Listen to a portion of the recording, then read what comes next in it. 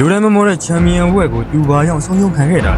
လဲဒါတော့သူကလက်ဝဲကျိုးဝိုင်းတဲ့ကိုကြီးမားတဲ့လောကကြီးရဲ့ချန်ပီယံဖြစ်ခဲ့လို့ပါပဲအမှန်တရားအတွက်ဆိုရင်မိမိရဲ့အောင်မြင်မှုတွေကိုချောခိုင်းဖို့ဝန်မလေးခဲ့တဲ့သူလူတိုင်းက The Greatest လို့သိကြတယ်1942ခုနှစ်ကနေဒီပြည်နယ်လူဝစ်ဘေးမြို့မှာကက်ဆီယကလေးအမည်နဲ့မွေးဖွားခဲ့တဲ့ကောင်လေးတစ်ယောက်ဟာနောက်တစ်ချိန်မှာကဘာကျော်တဲ့မိုဟာမက်လီဖြစ်လာခဲ့ပါတယ်ငငယ်ကအသားရောင်ခွဲခြားမှုကိုခါခါတီးတီးခံစားခဲ့ရဘူးလေအသက်12နှစ်အရွယ်ကောင်လေးတစ်ယောက်ရဲ့ဆက်ပြီးလေးအခိုးခံရခြင်းကဘာသမိုင်းကိုပြောင်းလဲစေခဲ့လိမ့်မယ်လို့ဘယ်သူမှမထင်ခဲ့ကြဘူးတကူကိုမင်းထိုးသက်ပြစ်မယ်လို့ဒေါသတကြီးနဲ့ပြောခဲ့တဲ့အဲ့ဒီကောင်လေးကိုရဲရရှိကခနဲ့တလူလူနဲ့အချမ်းတစ်ခုပေးခဲ့တယ်ဘထိုးခင်အရင်ဆုံးထိုးတန်းအောင်ရင်တင်အောင်အဲ့ဒီစကားတခုကပဲဒေါသတွေကိုဖုံအားဖြင့်ပြောင်းလဲပေးခဲ့ပြီးစီရီကလေးဆိုတဲ့ကောင်လေးကိုကျိုးဝိုင်းတက်ကအေခဲ့တဲ့မူဟာမက်အလီဖြစ်လာစေဖို့လမ်းစာဖွင့်ပေးခဲ့တာပါအပြောတန်းဘဝမှာအောင်မြင်မှုတွေရပြီးနောက်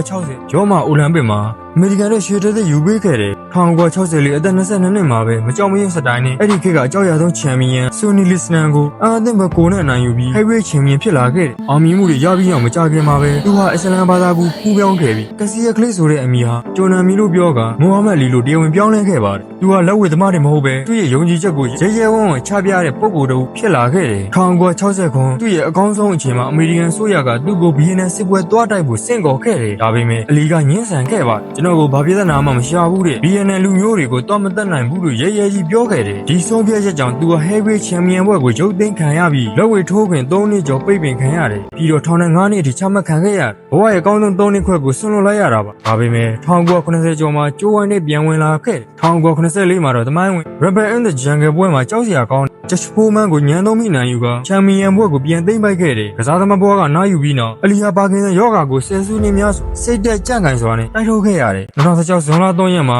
ဂရဝန်ကြီးကွယ်လွန်ခဲ့ပေမဲ့သူ့ရဲ့ဇာတိလူဝစ်ဘေးမှာရှိတဲ့မိုဟာမက်လီစန္ဒာကနေသူ့ရဲ့စိတ်တက်နဲ့အမွေနှစ်တွေကိုခုထိမျိုးဆက်သစ်တွေအတွက်ထိန်းသိမ်းပေးထားပါတယ်မိုဟာမက်လီဆိုတာလက်ဝဲသမားထက်ပိုတဲ့ယုံကြည်ချက်အတွက်ဘဝကိုရင်းဝန်းတဲ့ထာဝရခဏဝင်ပဲဖြစ်ပါတယ်လူရန်ကကိုဘွားရဲ့ကြိုးဝိုင်းတဲ့လဲချဘူးကြတာပါပဲဒါပေမဲ့ချန်ပီယံဆိုတာတစ်ခါမှမလဲချဘူးသူကိုခေါ်တာမဟုတ်ပဲလဲချတဲ့အာမန်ပြီးနဲ့ပြန်ထနိုင်သူကိုခေါ်တာပါမိုဟာမက်လီပြသခဲ့တယ်လို့ပဲတင်းရဲ့ယုံကြည်ချက်ကိုသာကြောက်ဆောင်လို့ခိုင်မြအောင်တိဆောက်ထားပါဒါဆိုရင်လောကတိုင်းရဲ့ဘယ်ထိုးနှက်ချက်မျိုးကမှတင့်ကိုအပြီးတမ်းအလဲမထိုးနိုင်တော့ပါဘူး